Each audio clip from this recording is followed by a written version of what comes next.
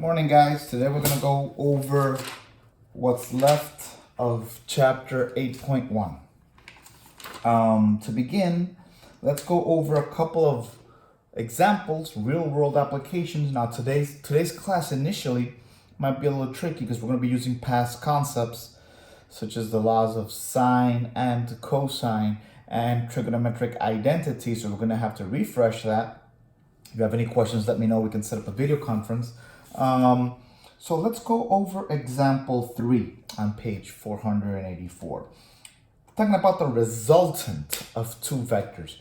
If you look at the word in Spanish, resultado, like the answer, the end result.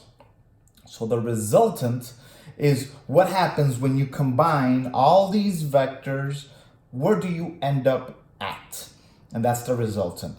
The vectors that form that system are the component vectors, and the end result after you combine them all is the resultant.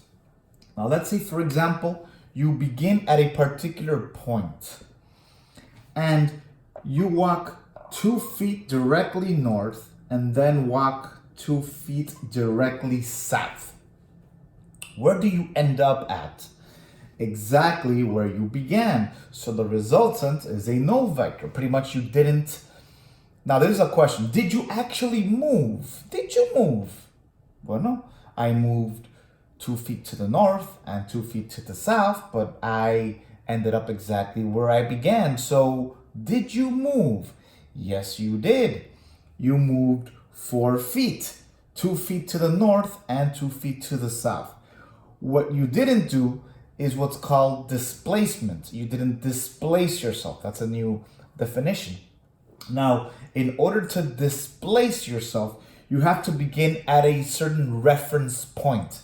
Let's say in the entrance of your house. If you move 2 feet forward in reference to the entrance of your house, then you displaced yourself 2 feet from the entrance of your house. So if I have a Cartesian plane or axis, and I go 2 feet forward or 2 feet to the north and 2 feet to the south, no displacement happened. But yeah, I moved. What happens if I go 2 feet to the east, 1 feet to the west, and then 2 more feet to the east? I went 2, 1, and 2. The end result will be 3 feet to the east, because I went 2 this way, 1 this way, and then 2 this way. So that's called displacement. The end result of what happens after you move from a particular reference point, the resulting vector, because there is a directional component. Remember, for vectors, direction is intrinsic to a vector. You need a direction. So the resulting vector after you move from a reference point is the resultant vector.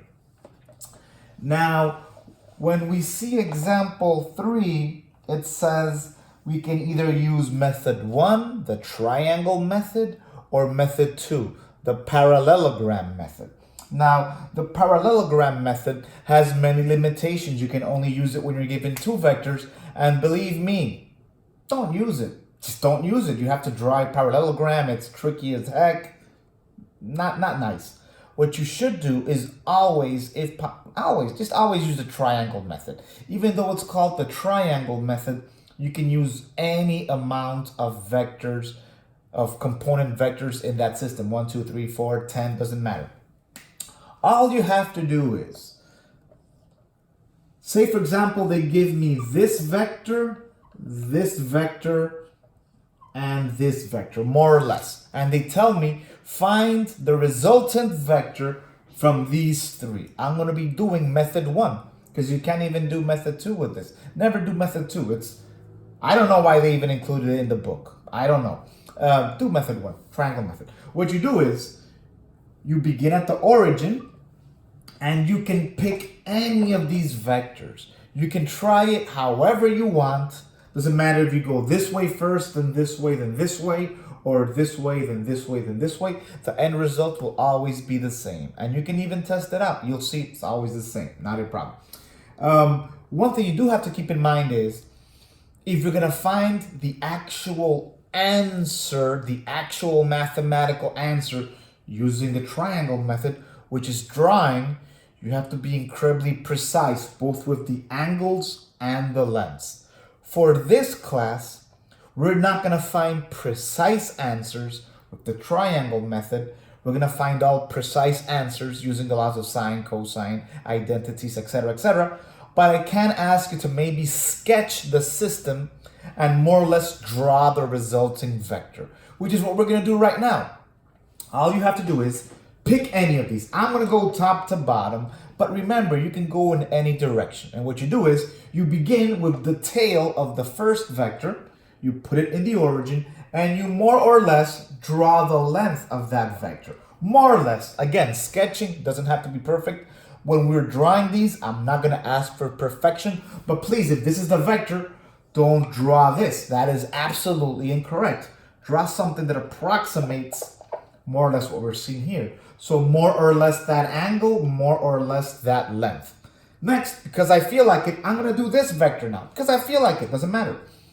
More or less this length, and let's say it's more or less horizontal. So it's gonna bring me back more or less here. Again, this is an approximation. If you want perfection, you have to use a protractor, measure the angles properly, use a ruler, measure the distance properly, have an actual scale. Now I already did these two. Now I'm gonna do the last one, which is the middle one in this case. Again, you're always gonna be attaching the tail of one vector to the tip of the other. So again, I began tail here, tip here. The second one, the tail of this one, gets attached to the head or tip of the previous vector. I end up here. The last one, the tail of this one, gets attached to the head of the previous one, and more or less here, more or less, that's what my system looks like. Again, you can use this in every direction. You can use this in any order. You're going to end up with more or less the exact same result. Now, what you do is, in order to find the resultant vector, we look back at the origin and we draw a line from the origin to the head of the last vector. So this vector is going to be the resultant vector of after you combine all these other vectors or forces or whatever you want. And again, if I tell you to sketch it, that's fine. You can just say, resultant vector. Nothing is needed. But if you want to find the actual values, what you do is you find the bearing, either using true bearing or the normal angle description, and also you measure the length. And you can give me, or the SATs or whatever, the exact length of the resultant vector and the exact angle. But for this class, you can just draw the system and that's good enough. That's all I require. So again, you put them in any order. Origin, tip, the tail of the next goes here. And again, you just draw as many as needed. Resultant vector from the origin to the last head. That's it. That's how you do the triangle method. Even though this isn't a triangle, you can use as many vectors as you want. That's totally fine. Now, multiplying vectors by scalar values. Let's say, for example, I have this vector, 3 units along my x-axis. If I were to multiply this by, say, a particular value, k, for example, if I say let's scale this by a factor of 4, multiply this by 4, scalar, we saw this in matrices. So this would be 12x. Now, one thing to keep in mind, when k is positive, the vector continues traveling in the same direction. Direction doesn't change. Again, the original vector was going 3 units to the left. I multiplied this by 4, which is a positive value. I continue moving 12 units to the right, x. Now let's say instead of 4, I were to multiply it by a negative value. Now this would become negative 12x. I would move 12 units to the left. So again, when you multiply by a positive value, the vector continues in the same direction. If the vector were negative and I multiply by a positive, it would be negative 12x. It would continue moving in the same direction, only it would move way more. If I multiply by a negative value, now negative times negative, it would turn into a positive vector. It would, instead of going 12 units to the left, it would go 12 units to the right. That's scalar multiplication with vectors. Doesn't matter how many vectors are in the system. If I have 3x plus 4y minus 2z, again, these are all directions, even though I'm going to talk about this a little bit later. Let's actually keep it simple. All right. Let's say this is a vector. I'm going 3 units to the left and 4 units up. 3 units to the left, 4 units up. I multiply this by negative 2. This becomes 6x and minus 8y. Now, instead of going 3 to the left, I'm going 6 to the right. I'm scaled by a value of 2 and I changed the direction. Now, instead of going 4 up, I'm going 8 down. I changed the direction and I scaled by a factor of 2. That's scalar multiplication. Pretty straightforward. Now, let's go over, and that was example 4, by the way. We're not going to be focusing so much on example 4 per se, because again, it's just operations with vectors like scaling, multiplying, adding, subtracting. It's pretty much algebra. So I'm not going to go over algebra. We've already gone over algebra this entire year in the previous year. So just normal algebraic operations apply. If I have a vector like this and I add this vector, where do I end up? 5x plus y. I'm going 5 units to the right and 1 unit up. So operations with vectors is pretty much the exact same thing as algebraic operations, combining like terms, adding, multiplying, subtracting. Remember what happens when we subtract polynomials? Remember?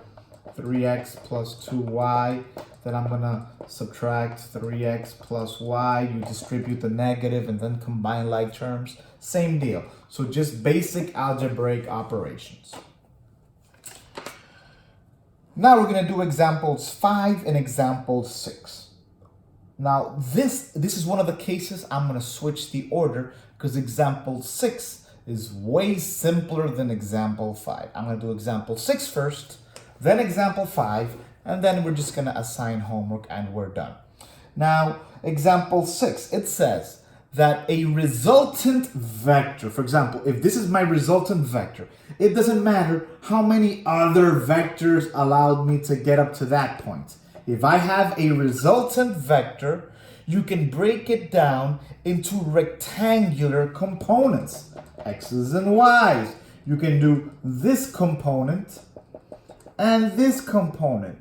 And now this is the interesting. Remember, doesn't matter what other component vectors you have. If this is my resultant vector, everything can be broken into rectangular components. Now remember, this here forms a right angle.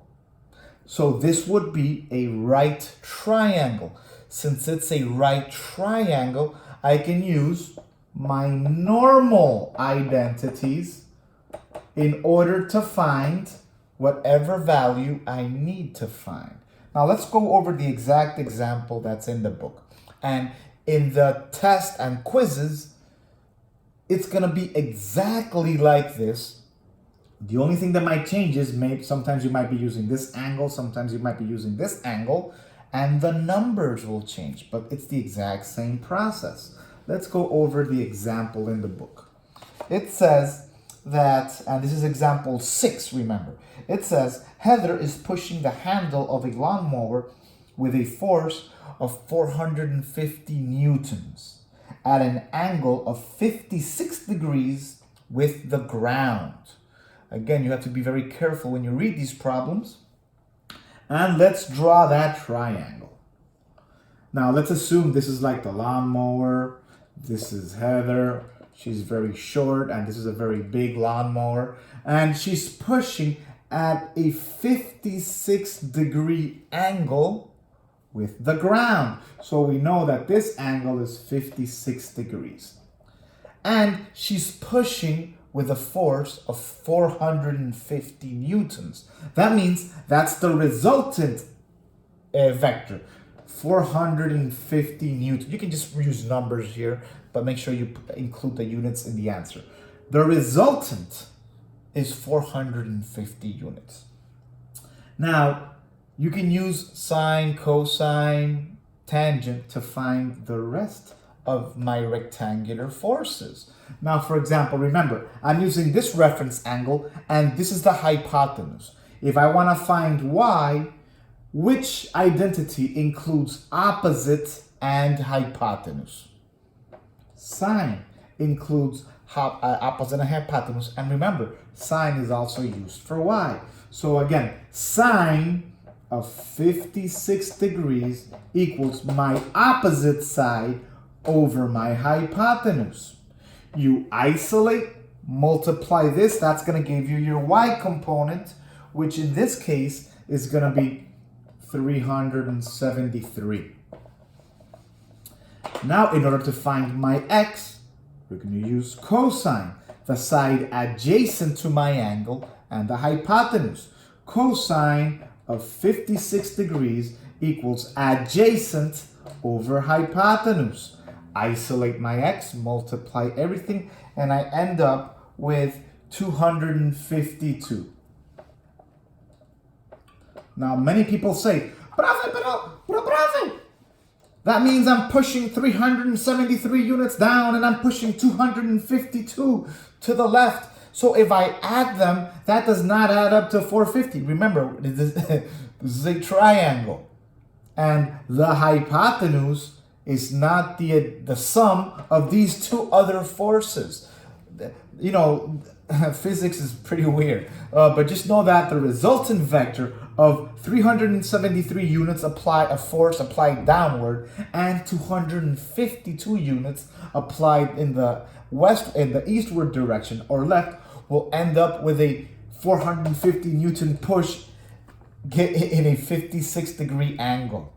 Okay, these forces, they sometimes don't just add up directly. If they were all rectangular, yes. For example, if I go 2 units to the right, 2 units up, 3 units up, 2 units to the right, 1 unit to the left, I'd be 2, 2, 5, 4, and then 1. So I'd be 3, 5, if I'm not mistaken. 1, 2, 3, 4, I go 1 to the left, and 5. I would end up here because I'm given all rectangular forces. Problem is, I'm given an angle here, and I'm given the resultant as far as, or actually, when you add up all these vectors, the endpoint would be here, but the resultant vector would not be the addition of all these other values. That's the whole point. Again, triangle forces. So when we want to, just to make this, again, very straightforward and clear, when you're asked to break down a triangle into rectangular components, or they give you a word problem which forms a right triangle, 90 degrees, you will be using straight up sines, cosines, and tangents to solve the triangle and anything they're asking for. If you end up with a right triangle, you don't have to go crazy with the laws of sine and cosine. No. Just straight up identity. Sine, cosine, tangent, solve that triangle. Pretty much, this is just solving a triangle given a word problem. Okay?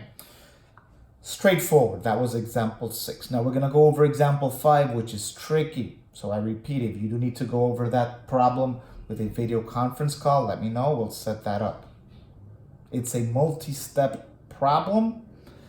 I will include a similar problem to this. There will only be one in the test of these types of problems, because you have to use many mathematical concepts, and it's a little tricky. So let's read example 5.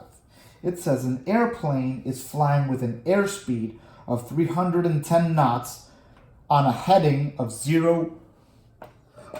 50 degrees. So already that's the first concept you have to know. How to properly direct vectors. We saw that yesterday. Okay. If a 78 knot wind is blowing from a true heading of 125, determine the speed and direction of the plane relative to the ground. That just means find the resultant vector. Resultant vector includes, since it's a vector, I need the angle or direction of the plane and the speed, or the length of what it's traveled. So let's first of all draw axis, and let's begin writing our information. So it says I travel 310 knots on a heading 050. Remember, when they give it to me in this fashion, that means I always use the north and I go 50 degrees this way. So that's 50 degrees. And I traveled 310. Again, this is all in the book. I'm just going to explain it step by step. So this is what my plane is currently traveling without the push of the wind. Now, it says here, if a 78 knot wind is blowing from a true heading of 125, again, true heading is at the same time taking into account my north. So let's say this is 125. The wind is blowing in from that direction. It's blowing in from that direction. This is 125. 125. This is the wind, and that travels 78 knots. Now, what you're going to do here is you're actually going to use the triangle method to draw this situation, but you're not going to use the triangle method to solve. So let's redraw this entire scenario, putting the tail of this vector at the tip here, and let's see what happens. So I'm going to have my axis. I'm going to have this side, which is 310. I'm going to place this vector here, more or less like this, and this vector is 78. Now with the angles, let's see what happens with my angles. And this is the tricky part. First of all, this is the resultant vector, and that's what we actually want to find out. So let's begin with this angle. There is no way for me to know this angle right now, so I just have to leave it blank. This angle, there is no way for me to know that angle yet. Why? Because I know that I have 50 degrees from here to here, and I also know that I had 125 degrees from here to here, but there is no way to know what this distance is yet from here to here. So again, I know that from here to here I have 50 degrees, but I don't know how much I have from here to here or from here to here in order to find the difference. That's why we're going to use the laws of sine and cosine. So again, to repeat, I know this because it was given to me. I know this because it was given to me. I don't know anything else. Now note one thing. This angle right here. This angle right here. If this is 50 degrees and this is 125, how big is this angle? If this is 50 and this is 125, this angle here from the wind to the plane, this angle would be 75 degrees. Okay, now here's the tricky part. This is a straight line. This is another straight line. Let's use our brains. I'm just gonna extend the plane here, and I'm going to extend the wind here. So let's say this is the plane and this is the wind. If this angle, which is the angle that's here, is 75 degrees, how much would this angle be? You should know. 75 degrees. It's identical. These are opposite angles. So if this is 75 degrees, this is also 75 degrees. Given that information, this would be 15 degrees. I'm not going to use it now, but just know that. Actually, no, I'm sorry. This would be 105. Yeah, 105 degrees. This would also be 105 degrees. I'm not going to use that information, but again, this all makes a circle. And remember, opposite angles are identical. So let me erase this so you can see it in a clearer fashion. Okay? This is the plane's direction, and this was 50 degrees. This is the wind, and this was 125, the entire thing. So if this is 50 and the entire thing is 175, from here to here I have 75, that means this angle is also 75 degrees. Why is that angle important? Because if I were to drag the line of the wind, miren qué pasa. Miren aquí. And again, this is the tricky part to visualize. If this angle is currently 75, but I were to move this line all the way to the end, would this angle not be 75 degrees? So again, that tells me that this angle is 75 degrees. And that's the tricky part. Moving the vector from this point to this point changes the angle from this side to this side, interior. And that's the trickiest part. Visualizing the vector changing and see what happens to the angle. That is the hardest part of the problem. And again, if you're not sure, we'll set up a video conference call. You should be able to do today's homework without a problem, I'm thinking. But again, if you have trouble with the homework, you can also let me know. We'll set up a conference call. Now that I have this diagram set up, I can actually begin solving. So again, this isn't a right triangle, so I'm going to either have to use the laws of sine and cosine. I'm given two sides in the included angle. I want to find the other side.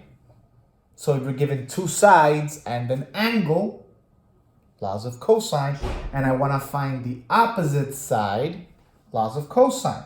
And again, it's right there in step 2 in the book. C squared equals A squared plus B squared minus 2AB cosine C. So this side squared will equal 78 squared plus 310 squared minus 2 times 78 times 310 cosine 75 degrees. Remember PEMDAS. Remember PEMDAS. Multiply, so do all this first, then do this. Don't do this, subtract it, and multiply that times the cosine of 75. You do this part first, then this part, then you combine them. That's going to give you the resultant vector, which in this case, this resultant vector would be 299.4. Let's just say it's 300. That's good enough. Now I know I have these three sides and one angle. Now you're going to start using the laws of sine to find the other two angles. Remember the laws of sine. Sine A over A equals sine B over B equals sine C over C. You just finished solving that problem. If you have any questions, let me know. We'll set up a video call. Now, today, that's it for class. No more theory. Today's homework is going to be 22 and 23, which is vector operations, just adding or subtracting. Those two are pretty straightforward. They're rectangular, so it should be pretty easy just to add or subtract. Pretty straightforward. Question number 36. It's almost the exact same problem as this, just with the angles, directions, and numbers change. But for number 36, you're going to do the exact same thing we did here. You're going to draw the diagram, find the angles, use laws of cosine to find the resultant. After you find the resultant vector, you're going to use laws of sines to find the interior angles. Oh, okay. One thing I forgot to mention. And this is the important part. I'm sorry. After you do the laws of sine, you figure out that the interior angle is 14.6. Let's just say it's 15 to make this explanation easier. This interior angle is 15. Now, if you remember, this angle from the y-axis to the plane was 50. But this angle within the triangle is 15. So when I subtract 50 minus 15, I end up with 35 degrees. And that would be this particular portion, 35 degrees. So now I have the heading, a true heading of 35 degrees. So that means from the north or y-axis, 35 degrees to the right. Remember, clockwise, when it's true, clockwise. And also the resultant of 300 knots. 300 knots in this direction. That's how you finish that particular problem. I had forgotten how to explain how to give the vector the direction which is necessary. Now going back to homework, 22 and 23 is just vector operations, addition and subtraction. 36 is pretty much this problem, just with the numbers change. So you have to try to work it. Laws of cosine first, then laws of sine. And number 43 is pretty much the rectangular component problem, and they're giving you the graph. So just use sine, cosine, tangent, whatever you need to find the y's and the x's. And that's pretty much it. If you have any questions, let me know. If you're gonna go into a science-based career, take this class very seriously, because again, when you run into physics 1, 2, 3, you're gonna remember this class. And it's going to give you nightmares when you do it at a college level. It's very difficult. This was just very, very, very basic. So if you have any questions, let me know. Have a great day.